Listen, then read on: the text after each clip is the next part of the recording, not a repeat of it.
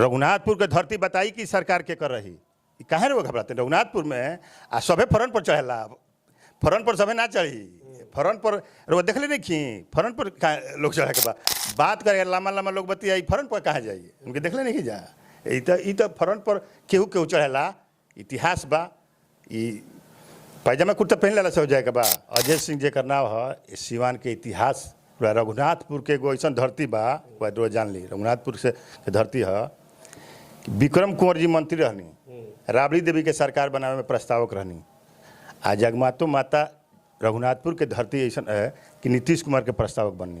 दिल्ली और पुणे के बड़े अस्पतालों से अनुभव प्राप्त नवजात एवं शिशु रोग विशेषज्ञ doctor Abhishek Kumar Singh Jeevan Jyoti hospital उखई road Vijayhata Siwan में कर रहे हैं बच्चों का बेहतर इलाज। इनके यहाँ oxygen, nebuliser, phototherapy, warmer, exchange transfusion इत्यादि की सुविधा उपलब्ध है। साथ ही यहाँ सभी प्रकार के टीके लगाए जाते हैं।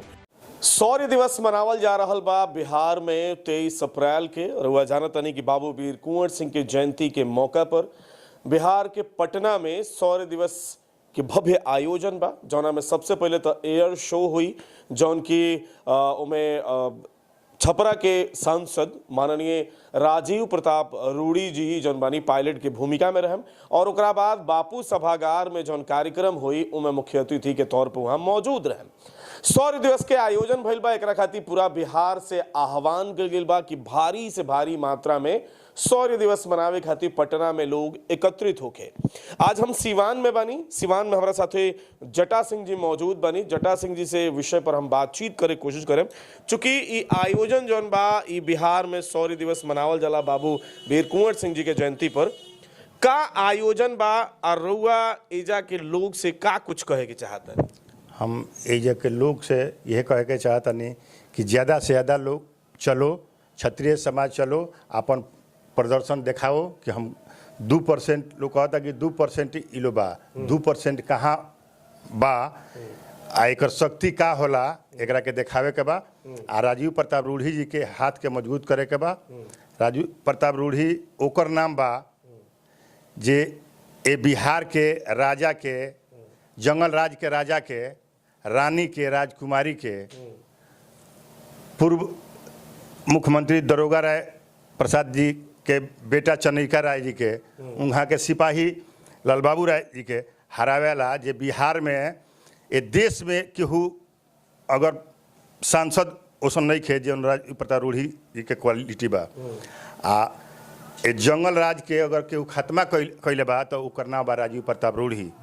राजीव प्रताप रूढ़ी में जौन क्वालिटी बा कि वो क्वालिटी के हमें बिहार में तो है नहीं खे, ये देश में नहीं खे उतना बेस्ट सांसद। आ दूसरा रूढ़ी जी जेकर नाम बा एगो बात वो जान ली कि बिहार में ना पार्लियामेंट के सदन में पार्लियामेंट के एसोसिएशन क्लब के वहाँ के मेंबर बानी ए देश के महामहिम के वहाँ के हरौनी जेकर नाम बा रूढ़ी जी।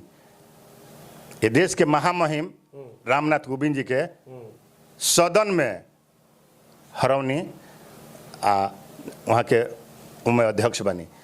रूढ़ी जी जेकर नाम बा ए देश में केहू सांसद नहीं खे आ आवेला समय में रूढ़ी जी बताई है कि 2% के नेतृत्व का करता आ का करी जेकरा संगे रही वही के सरकार बनी। आ एगो बात 2% सबका के बनावेला जे कहता कि 2% बा। आज मोदी जी में बहुत लहर आयल बा तो के बनौले बा 2% लोग के ना कि मोदी जी में बहुत लहर आयल बा।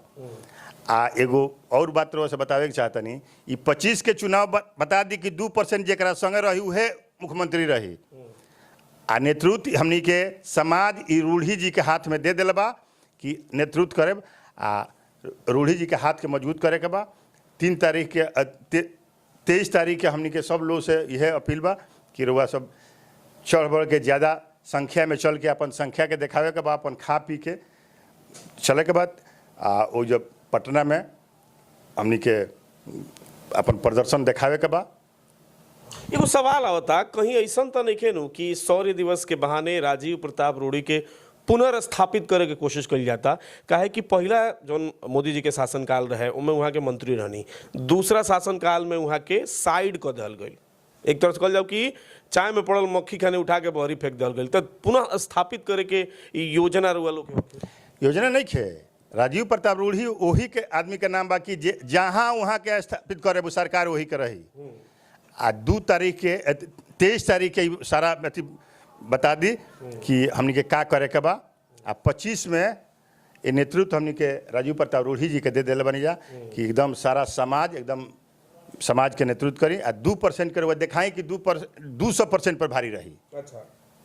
अच्छा, लगातार राजनीति में संख्या बल के बात होला। रुआ कहता नहीं 2%, वाकई में राजपूत के संख्या कम बाटे और वो देखे के मिलता है कि हर राजनीतिक पार्टी राजपूत के बहुत साइड के लिए भी कहता नहीं सता बालो ये लोग का वैल्यू देवे के बाद 14% अलग के वैल्यू दो, 18% अलग के वैल्यू दो। तो वो लगाता है कि 2% के वैल्यू ही सम्मेलन कैला से मिली। 2% अभी भाजपा जदयू के जो सरकार बा तो 2% बचौल है। 3 वोट से 2% बचौल है। आ 2% ला के जदयू के सरकार भाजपा के बनावल ऐसा नहीं खे। 2% जरा संगे रही वही के सरकार रही। 23 तारीख के नेतृत्व बताई कि 25 के चुनाव में का करे के बा। तो हमनी के जो सिवान के क्षत्रिय भाई बाणे जरा से रहुआ आह्वान करल बनी का कुछ कहे के चाहे कि 23 तारीख के का करे? भारी संख्या में चले के बा। हमनी के भारी अपन संख्या में लोग के लेके चले के बा। आ उस दिन हमनी के संख्या बल के दिखावे के बा पटना में। एगो सवाल आउरी हमरा मन में बाटे। एक तरफ रुआ कहता नहीं कि भारी संख्या में चले के बा, रूढ़ी जी के हाथ के मजबूत करे के बा। अभी कुछ ही दिन पहले रघुनाथपुर में जब क्षत्रिय भाई एकत्रित भई रहन तो जिला का जितना बड़ बड़ राजपूत के नेता बड़ा नु किनारा काटत रहन। एक आदमी पहुंचल रहो अजय सिंह, बाकी लोग फोन ना उठावत रहुए या तो कहत रहुए हम के आई हम तो सब कर नेता आई। तो लागत है कि वहाँ में जाइल वहाँ में दांत चियार के कह दिलो। अजय सिंह जेकर नाम है सिवान के इतिहास रघुनाथपुर के एगो ऐसा धरती बा वह जान ली। रघुनाथपुर से के धरती है। विक्रम कुंवर जी मंत्री रहनी, राबड़ी देवी के सरकार बनावे में प्रस्तावक रहनी। आ जगमातो माता रघुनाथपुर के धरती ऐसा है कि नीतीश कुमार के प्रस्तावक बननी। रघुनाथपुर के धरती बताई कि सरकार के कर रही। कहाँ रे वो घबराते रघुनाथपुर में आ सभे फ्रंट पर चढ़ेला। फ्रंट पर सभे ना चढ़ी। फ्रंट पर वो देख ले नहीं खी फ्रंट पर कहाँ लोग चढ़े के बात करे लामा लामा लोग बतियाई फ्रंट पर कहाँ जाइए उनके देख ले नहीं जा। ई तो फ्रंट पर केहू केहू चढ़ेला। इतिहास बा। ई पैजामा कुर्ता पहन ला से हो जाए के बा। फ्रंट पर सब जाई। केहू के MP के टिकट लेवे के बा, केहू के विधायक के टिकट लेवे के बा। आई जब कुछ ऐसा नहीं खे रघुनाथपुर के समाज ऐसा नहीं खे कि कुछ छोड़ दे कि नहीं के मिलल। विधायक की मिलल बा, MP मिलल बा, कौन चीज नहीं के मिलल। रघुनाथपुर के संगे अगर हमने के नहीं खींचे तो केकरा संगे बनी जा महाराज। ये इतिहास के रघुनाथपुर के धरती बिहार में भारी पड़ी। काहे रो घबराता नहीं आवे दे समय बताएं कि रघुनाथपुर के धरती के इतिहास रही, फिर इतिहास रही रघुनाथपुर के धरती के। चलिए बहुत बहुत धन्यवाद रुआ के बातचीत कैनी और 23 तारीख के रुआ प्रोग्राम में जो बुला रहल बनी बुलहटा कलबनी कर खातिर बहुत बहुत धन्यवाद जी प्रणाम।